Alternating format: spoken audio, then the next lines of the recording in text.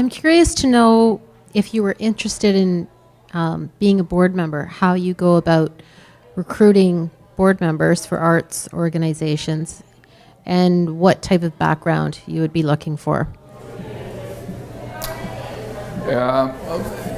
Well, if I'm looking for a board member, it's usually because there's a slot that needs to be filled in terms of a skill set.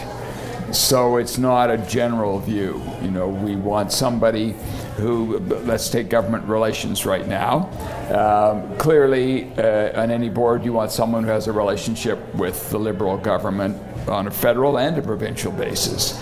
So my good Tory friends, as marvelous as they may have been, we now need someone that can have a relationship. And if you're in the not-for-profit, you, in my view, must have somebody on your board that has a relationship with governments.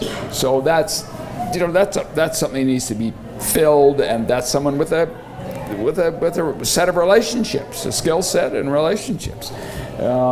So it tends not, in my view, to just be a generalist. It's not someone who loves whatever it is, dance or something. So is it more word of mouth then? Is it more word of mouth than relationships than, say, for example, for the Toronto Symphony Orchestra, would there be a call for board members, or? I'll tell you how we do it, because I have to be CEOs have to be very careful, because we can stimulate interest, but basically the board are my bosses. So for me to have too much of a role would be totally inappropriate. And there are situations, many situations, where the CEO almost picks the board, that's where you get really, really dysfunctional things going on. We have a nominating committee at the TSO, which will vet everybody. When I did the 220 donor meetings, there are probably 10 people in that 220 where I thought, wow, they're interested, they're strategic, they get the arts. I send those to the chair of the nominating committee, and really the board chair and the chair of nominating takes it from there. I'm involved in the process. So to be that kind of outreach, we do some outreach to our audiences. We see about 250,000 people per year, so that's not a bad catchment group. And then the board itself, this is where you talk about a bit of an incestuous practice, but we'll certainly say to board members, do you know people who should be on the board? Probably not the perfect process right now. We don't necessarily have a public call for nominations. We do have a city councillor appointed every year, and every 2 years, and this year it's Norm Kelly, who we're thankful for his Twitter action, which is supportive in terms of promoting the TSO. The other thing is, people do reach out to organizations and say, I'm interested in your organization, and I'd love the opportunity to be considered for the board. And I've definitely found board members that way.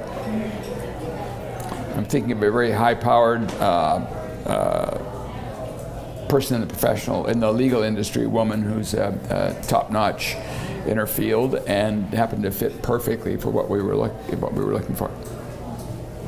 Before calling on the next question, I must say, Jeff, no public call for board members. That's not very transparent. I did mention it was the Toronto Symphony, though, right? Did I cover the institution I represent? No. The board is elected by the members, right? That is true. And don't you need to be on the board to be a member?